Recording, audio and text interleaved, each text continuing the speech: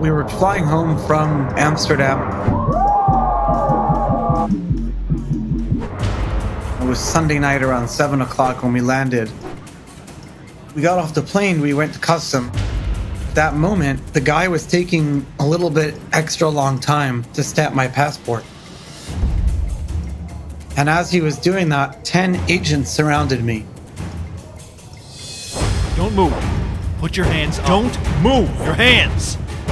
I felt like it was an army. This wasn't your New York police officer here. These were like federal agents. Well, yeah, I said, what's going on? They said, please come with us. You're under arrest. Go over to the baggage claim and get Charlie's bags. What's going on? Well, he's been arrested. Was arrested at the airport. Charlie Shrem, 24 years old, arrested today. Shrem ran a site that enabled people to transfer money from Bitcoin to cash via his company called BitInstant. I was on the cover of Bloomberg magazine. I was on the cover of Forbes, on the cover of their Financial Times. I had a big spread of my picture of me throwing gold coins in the air, being called the Bitcoin Prince in Bloomberg Business Week. There were no other people that I had to share the playing field with. I was the only one.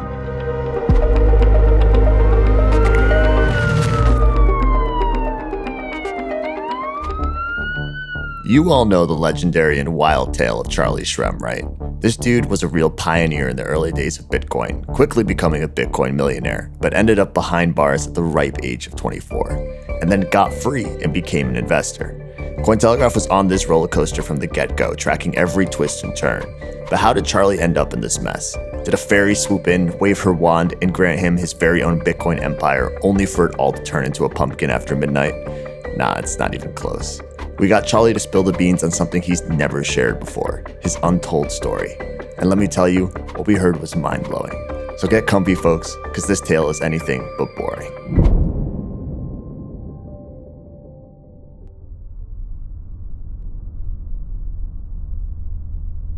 Well.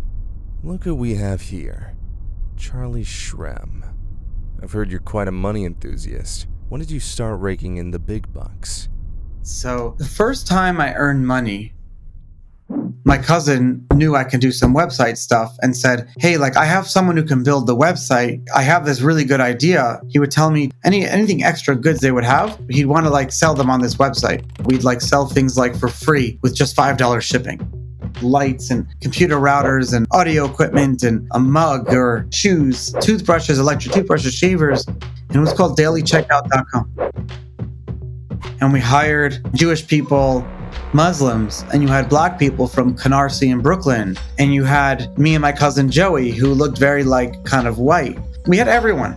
And we get maybe 500 to 2,500 orders. My job every day, because it was a small business, was not only to maintain the website and to do these funny videos where I would sell the product the next day, but then I would print the shipping labels on a printer and I would help the guys put shipping labels on them and ship it out.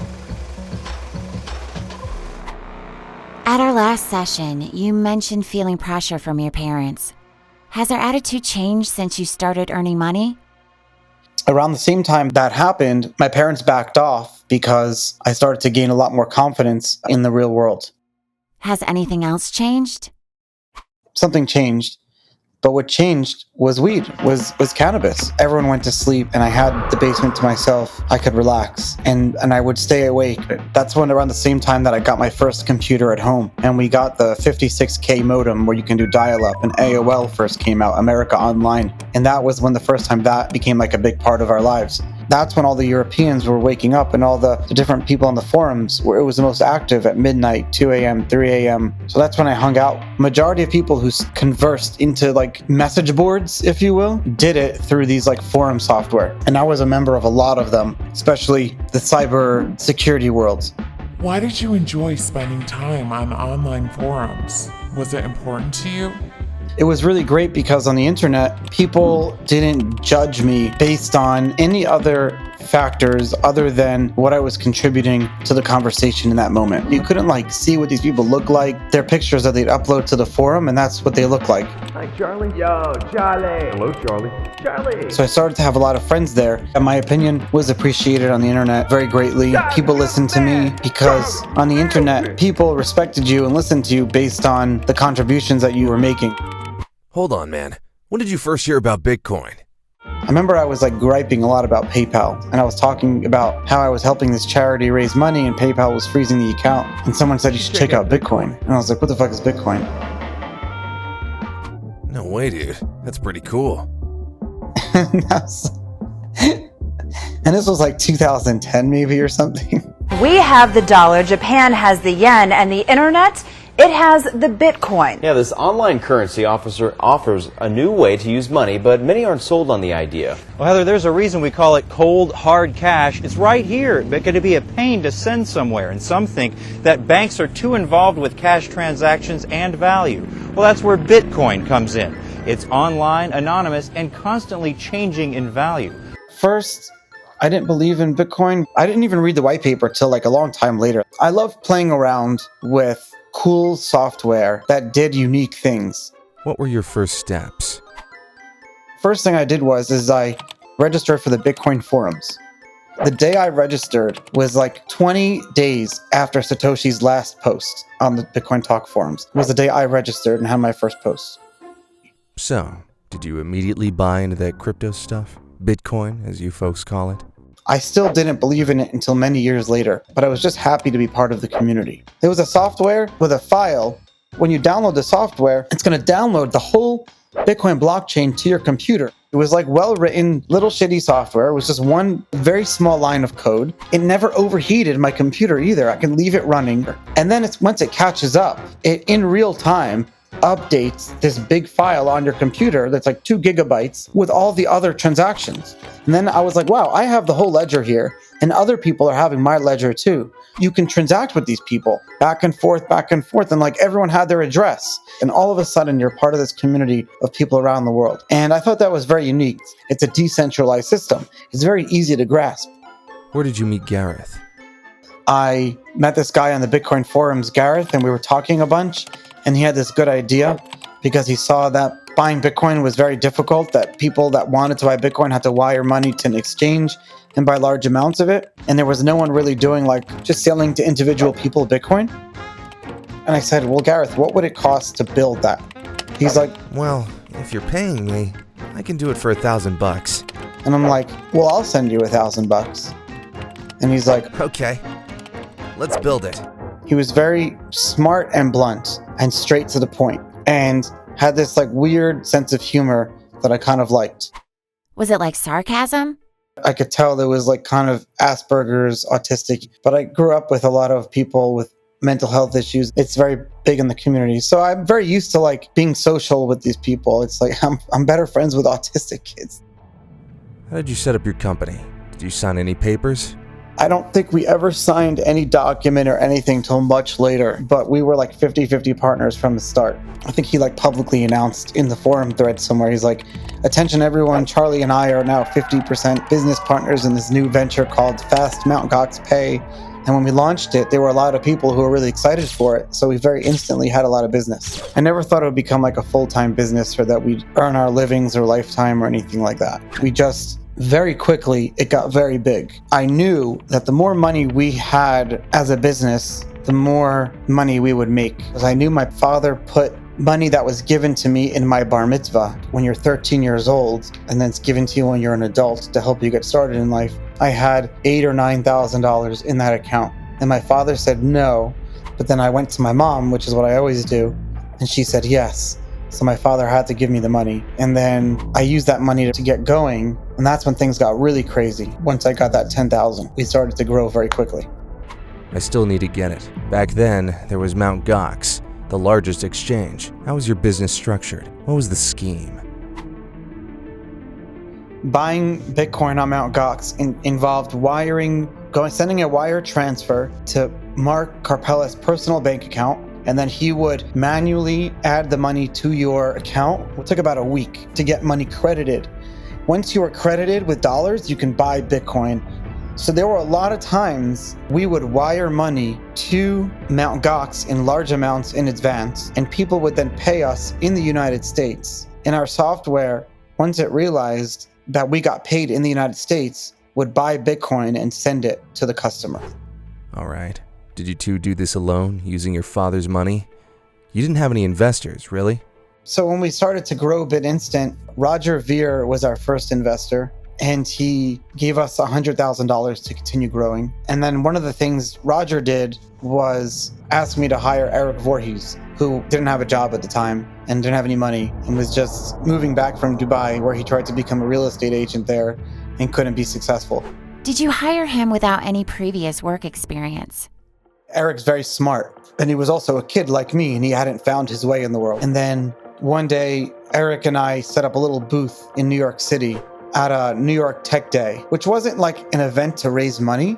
It was more just to show off our company and see what other businesses were in the area. But then David walked by. Charlie! And I'm like, oh, I know you. You're David Azar, right? Or something? Dr. Azar is your dad. So he's my dentist. And he's like, yeah. He walked by and he said, "Oh, we're looking to invest some money in a new business. Show me what you got going on here."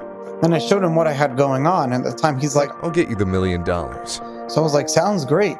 Eric and I were like working out of Eric's apartment. We were working out of a co-working space in New York City, working out of my house. And we were like all over in Brooklyn and New York City. And then David one day met the Winklevoss twins on like a beach in Ibiza.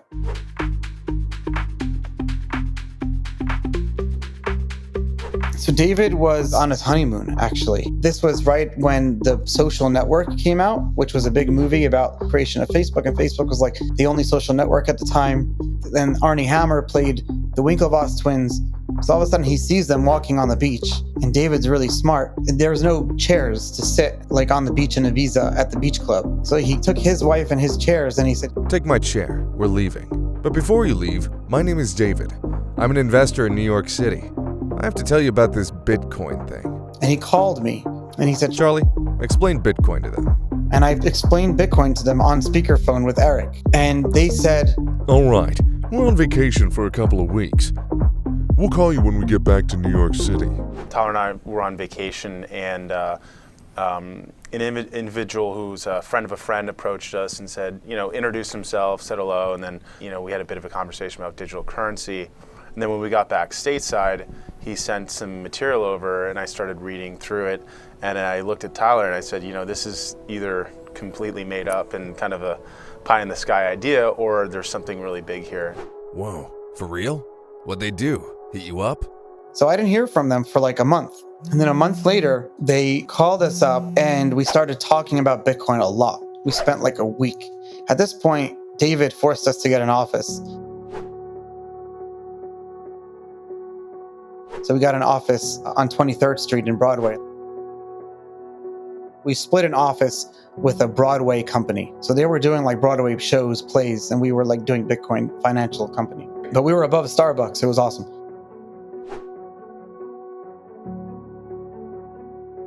Cameron and Tyler would come to the office and everything. They came to the office a lot.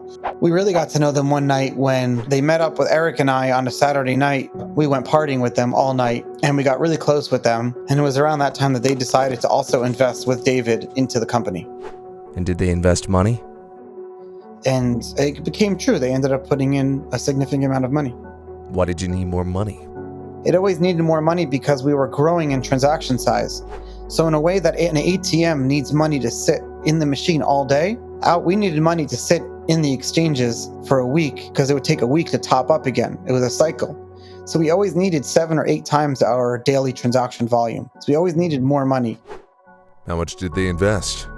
They invested hundreds of thousands of dollars, I think almost $1 million. And then they lent the company money, another $500,000 too. Did you really have a big company? We were the first venture-backed Bitcoin or crypto startup to ever exist in the world. We were the first Bitcoin company to ever raise money. We did the first TechCrunch article about us. But I didn't realize the significance of that at the time. I went online and I bought 1 Bitcoin last night. Really? It's the future. I don't know. It didn't feel real. No. Real's gonna change. Just watch. I started to spend a lot of time in the city and started this nightclub with some friends of mine, EVR. And this was the only place in the world at the time, I think, where you could actually spend Bitcoin in like a physical place. So it wasn't just a nightclub, it was like a whole Bitcoin experience. And everyone from Roger Ver to the CEO of Blockchain.info, Peter Smith, to Barry Silbert from Genesis and Grayscale, to the Winklevoss twins, Fred Wilson from Union Square Ventures. Like anyone who was involved in Bitcoin was at this place at least at one point over the course of like the year and a half of its existence. I ended up talking to this girl a lot who worked there, and because she was kind of like the managing things and running the show, that she got trained to do all the Bitcoin transactions. Wait, was that Courtney? Did you meet her at a club? Did you ask her out? We got to start to know each other and everything, but I was always afraid to ask her out and to tell her that I liked her or whatever. How did you two meet? Our other mutual friends, we would spend a lot of time together. They set us up on a blind date. We're the only ones who were at the club. Everyone else wasn't there. And we went out that whole night together, just us two. I actually threw up on her because I drank too much Jameson. And she cleaned up the whole place, a different bar. So like everyone was like, what are you doing with this guy? But she stayed with me and everything. We started dating and we were pretty serious very quickly. Was Courtney also from a Jewish family? Courtney was the first non-Jewish woman that I ever dated. I was spending less and less time in Jewish Brooklyn and more time with Courtney and in the Bitcoin world at this like fake apartment above the nightclub that wasn't even an apartment. It was like an old dentist office that we threw some beds into the old medical rooms or whatever. Wow, that's significant. How did your parents react to this? You mentioned they're very religious. I never actually told them. They caught us talking one time on the phone. My mom overheard us talking, and then my mom had a nervous breakdown and told me that if I dated this girl, I was gonna be kicked out of the community, and reminded me about the whole edict that was signed by my grandfather and that, you know, the whole situation that my family would be kicked out from the community. What about your father? My father was more sane about it because my father probably had done the same thing when he was younger and knew that maybe this was just a fleeting thing and it would be a phase that would pass. I promised them that I would not date Courtney anymore. And of course, I just lied. I had no intention of not dating her anymore. Did you have deep conversations with your father before this happened? I don't remember having a lot of real heart-to-heart conversations. My father was probably about like the birds and the bees, stuff like that, but he kind of like asked me on a drive home one time. You know about all like sexual situations, right? And I said, yeah, I know everything. And he's like, all right, good. And that was kind of it. But there was so much about love and things like that now as a 34-year-old, I didn't know. I missed out on so much learning. I had some conversations with my father, but they were always very in the religious context. Torah and religious Judaism, it was part of our daily lives. We kept kosher religiously. Tell me more about your father. My father was in the committee of the synagogue itself, which included the rabbi and all the other people. I had some great rabbis growing up. Like my rabbi growing up of my small little synagogue in Brooklyn, he's the son-in-law of the chief rabbi of Israel. And he right now himself is the chief rabbi of England. I can never speak to these people again, by the way. Like I have no conversation in like over 10 or 12 years. Like I've been excommunicated from the whole Jewish world.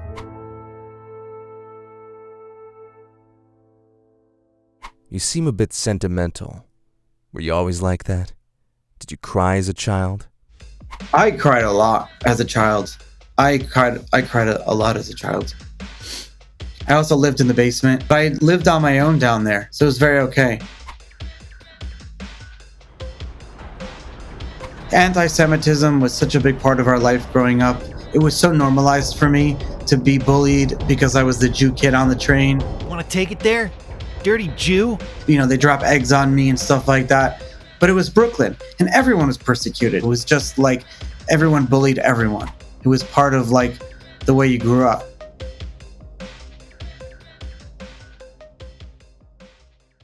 Hold on. Let's get back to the religion. Were you being prepared to become a rabbi? I was definitely prepared to become like a rabbi, 100%. A lot of family members and cousins and stuff like that are rabbis in Brooklyn and New Jersey and Israel and stuff like that right now. So, you wanted to become a rabbi? I never wanted. Absolutely not. Absolutely not. No, never. Very early on, I started to realize that I wasn't fit for the religious world, and it started to give me a lot of anxiety. Those are the first instances of anxiety that I ever remember. I see. So that's why you wanted to break free? I had dreams of getting out. I had dreams of fitting in, but also like getting out very early on. And so I realized the only way to get out was through money. Interesting. So, the money. My parents are and were and still are, even though I haven't seen them in like 10 years, very imposing, very like take over your life. Like I needed to get out of that, get out of their yoke. And maybe one day I could like be an equal. Well, how did you go about it? It all led into a moment in September of 2013. It was the Jewish holiday. I think it was Rosh Hashanah or something. And so at that holiday, you had to be home eating food and like being with the family and praying for like 3 days straight. And I had no intention of like being there.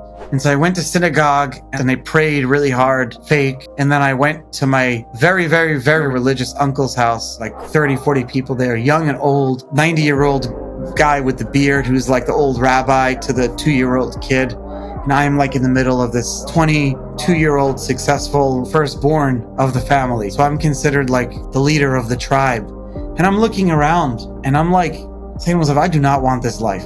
I'm done. If I have to spend one more meal, like I love them and I love the food and I love the family and I love all that. That wasn't that. It was just, I didn't want to live that life. I was looked out at the dining room table. I saw my whole life in front of me. I saw like me as a kid and I saw me as an old person. I saw the upper bounds and the lower bounds of my life. So I said, I want to go and find my own God and find my own religion and figure it out for myself. I already had the backbone of a community of Bitcoin.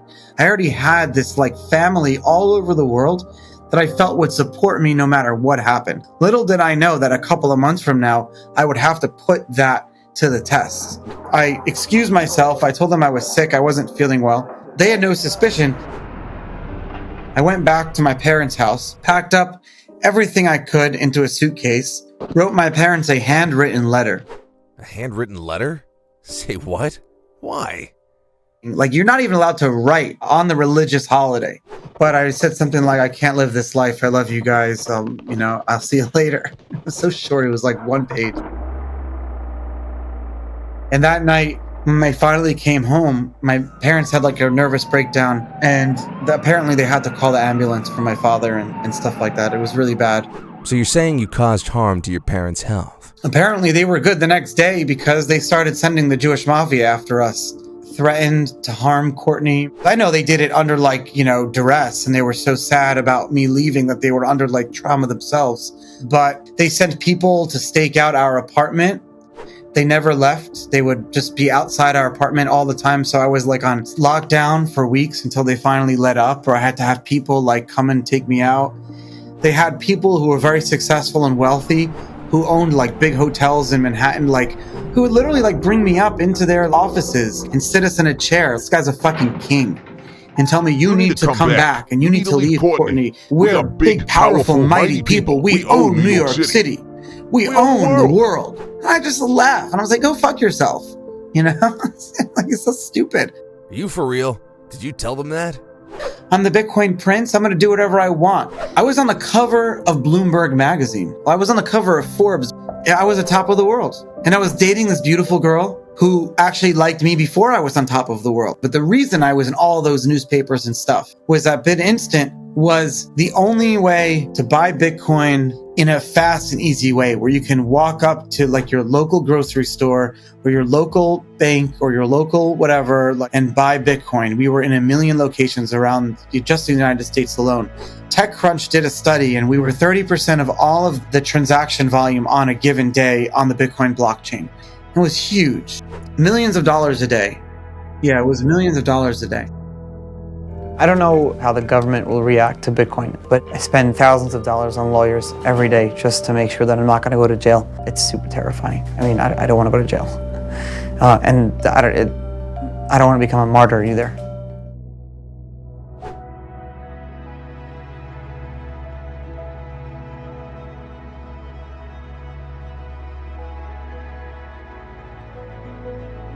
Fight was still happening until my arrest happened. What about your parents at this time? When you do something wrong, you expect your parents to just give you unconditional love. They thought I deserved what was coming to me. They were excited to see me go to jail because they felt that I hurt them so hard.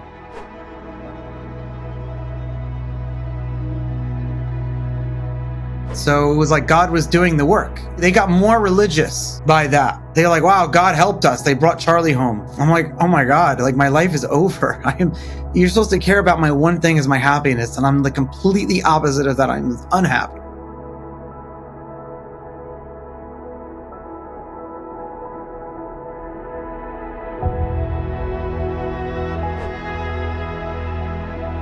I was very impressed with myself about how I never judged anyone. And looking back, I was such like an asshole of a kid before I got arrested. And prison really taught me the sense of family, real family.